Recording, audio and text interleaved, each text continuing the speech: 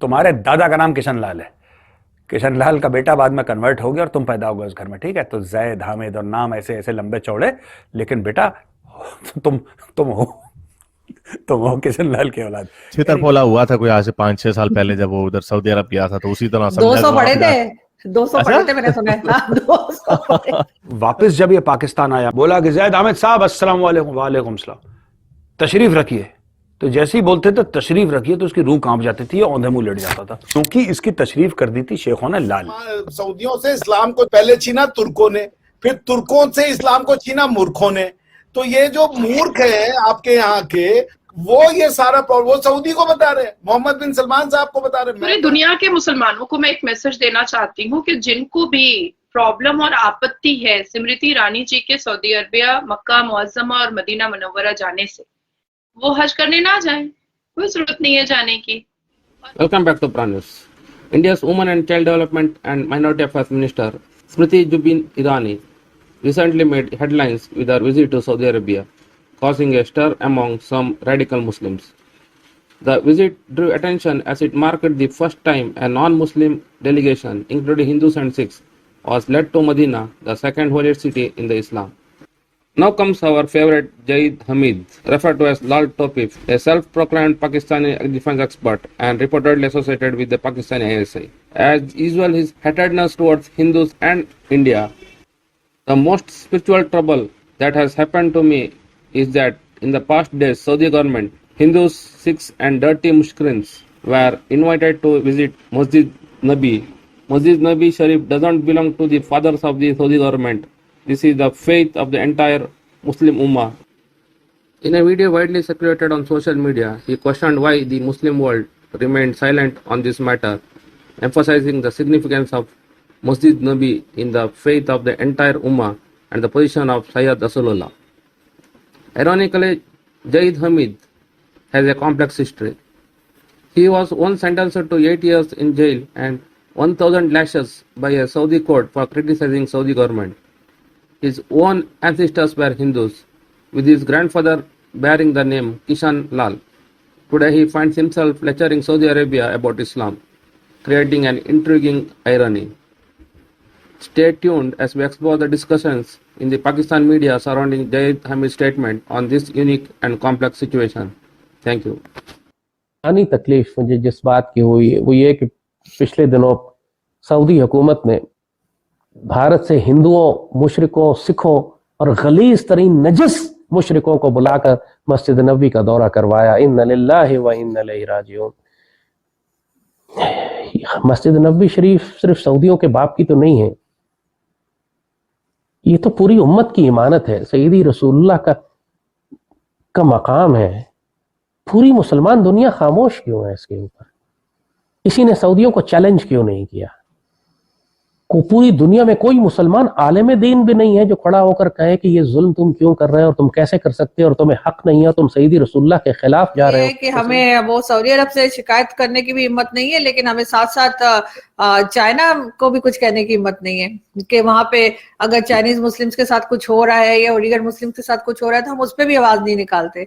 लेकिन एक बात जरूर है, वो ये कि जैद हामिद साहब जो हैं वो एस्टेब्लिशमेंट के बंदे, तो हो सकता है कि अभी उन्हीं को कहा गया हो कि जी आप इस तरह की बात कर लीजिए, क्योंकि गवर्नमेंट की तरफ से तो कोई स्टेटमेंट नहीं आया, गवर्नमेंट ने कोई एतराज नहीं किया, गवर्नमेंट की हिम्मत ही नहीं है एक बार कह के देंगे, सऊदी अरब वाले कहेंगे चलो हमारे पैसे कटो, तो फिर ये पैसे वापस करते तो आपको पता है कि इनके पसीने आ जाते हैं, तो फिर ये क्या करेंगे, आइंदा मिलेगा भी नहीं सऊदी अरब से। तो एक ऐसा बंदा उठकर जो है, जो यहाँ पे इस तरह के माइंडसेट के लोग हैं ना, जिनको लगा होगा कि गलत हुआ है, उनकी तसल्ली के लिए कि नहीं जी देखे जी जैद हामिद साहब ने क्या क्या बोल दिया और कितनी कैसी जबान इस्तेमाल की हिंदूज के लिए या सिख के लिए, तो ये बात करके उनको इत्मीनान दिला दिया और खुद कुछ बोले भी नहीं। वो वाली बात है ना, कई दफा आपने देखा होगा लोग जो है ग्रुप बना के किसी के खिलाफ बात करते हैं, एक बंदे को रखते हैं जो बोलता है, बाकी सब बैठे ऐसे देखते रहते हैं ना, या वैसे ही हंसते रहते हैं, उसका उनमें उनका रोल जो है वो इतना नहीं है, वो अपना दिखाते हैं, लेकिन असल में सारा प्लान किया हुआ होता है।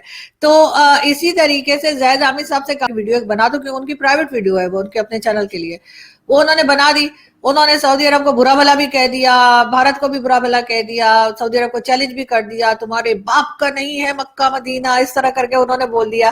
ठीक है, और जिन्होंने प्लान किया था वो चुपचाप देख रहे हैं ना, बाद में वो कहेंगे जी हमारा तो कोई लेना देना नहीं था, हमने तो कुछ कहा ही नहीं। अगर सऊदी अरब कुछ कहेगा तो वो मुकर देंगे, कहेंगे नहीं जी हमने तो कुछ नहीं कहा, हम तो सिर्फ हंस रहे थे। जैद हामिद, मैं ये बात समझता हूं बेटा कि हिंदुओं के खिलाफ जो नफरत है ये कहां से है और कहां से उत्पन्न होती, कहां से आती, और इतनी मजबूत क्यों नफरत है तुम लोगों के दिल में हिंदुओं के लिए। वो कोई दिक्कत नहीं है, वो कोई दिक्कत नहीं है। तुम जितनी बद्दुआएं दो, हमारा मुल्क और तरक्की करता चला जाएगा और तुम्हारा बेड़ा गर्क होता जाएगा। वैसे घर जाके कभी अपने दादा का नाम पूछना। किशन लाल है तुम्हारे दादा का नाम, समझे? चेक करो जरा, चेक करवाओ, तुम्हारे दादा का नाम किशन लाल है। किशन लाल का बेटा बाद में कन्वर्ट हो गया और तुम पैदा हो गए उस घर में, ठीक है? तो जैद हामिद और नाम ऐसे ऐसे लंबे चौड़े, लेकिन बेटा तुम हो किशन लाल की औलाद। एनीवे, अच्छा क्या हुआ कि जैद हामिद की आदत है बकवास करने की, ठीक है? ये आदमी जो है, ये इसको है कुछ, जैसे कुछ लोगों को होता है ना कि बवसी टाइप का है, इसको है प्रॉब्लम। ये गया सऊदी अरब, ये कुछ साल पहले की बात बता रहा हूं। ये भाई साहब पहुंचे सऊदी अरब।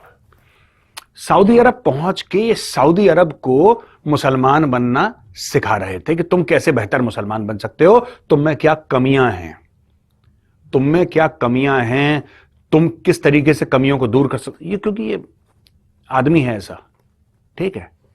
सऊदी अरब ने बोला कि अच्छा तुम बहुत बोलती हबीबी है, चलो आओ हमारे मेहमान बनती, तुम्हें रोज रोज खजूर खिलाती।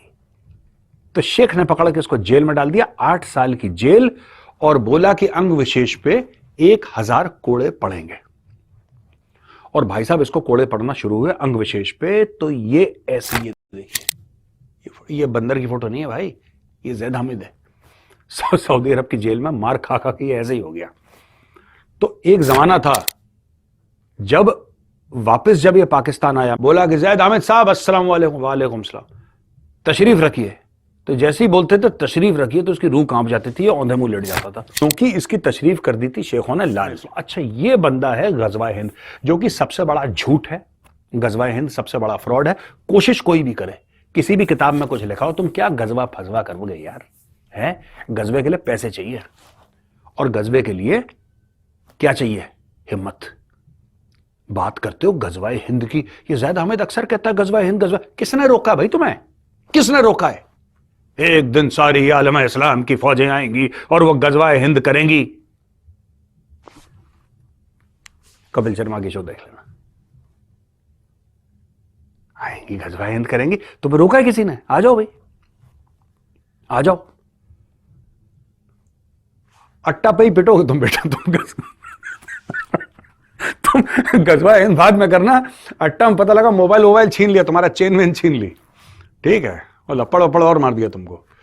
गजवा हिंद करना। तो ये एक इसका बंदा जो इसकी टीम में था, इसने इसके बारे में बताया, और क्या बताया कि इसको पाकिस्तानी आईएसआई ने रख रखा है साइकोलॉजिकल ऑपरेशंस वेज करने के लिए, कि ये साइकोलॉजिकल ऑपरेशंस करेगा। यार मेरी नजरों में वैसी आईएसआई और पाकिस्तानी आर्मी गिरी हुई थी, आज और गिर गई यार। मुझे नहीं पता था इससे ज्यादा कोई गिर सकता है, लेकिन तुम लोग गड्ढा खोद के उसके अंदर कूद गए। तुमने जैद हामिद को रखा था, मतलब कोई बढ़िया बंदा लेते साइकोलॉजिकल ऑपरेशंस के लिए तो हमें भी मजा आता है यार।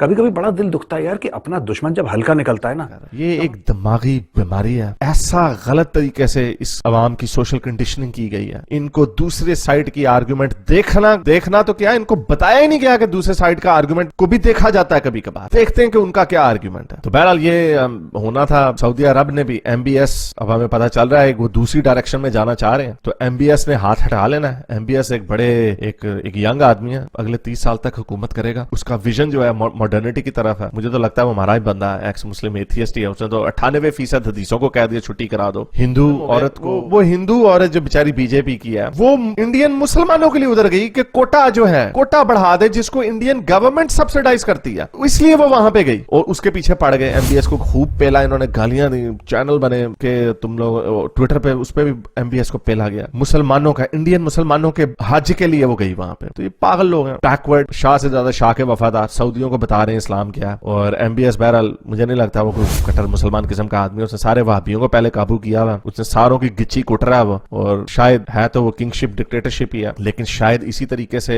एक अरब दुनिया में एक मॉडर्निटी का शायद रेवोल्यूशन आ जाए। खैर ये मैं कह सकता हूँ कि पहले हमें बिगाड़ने वाले भी सऊदी थे, लेकिन खुद हमें किस डगर पे लगा गए और अब खुद आगे की तरफ जा रहे हैं। तो हमारी आवाम का जो बेड़ा गर्क होना था वो हो चुका हुआ है। मैं कह रहा हूँ कि ये 70 साल इनको लग गए ये जानने में कि ताकत का असल सरचश्मा हमारे मुल्क में कौन है। अगले 70 साल इनको तब जानने में लगेंगे यार ये हमें मजहब की ट्रक की बत्ती के पीछे लगाया हुआ था, ये भी हम पागल ही बने हुए थे। तो कोई उम्मीद की किरण नहीं है इस मुल्क में।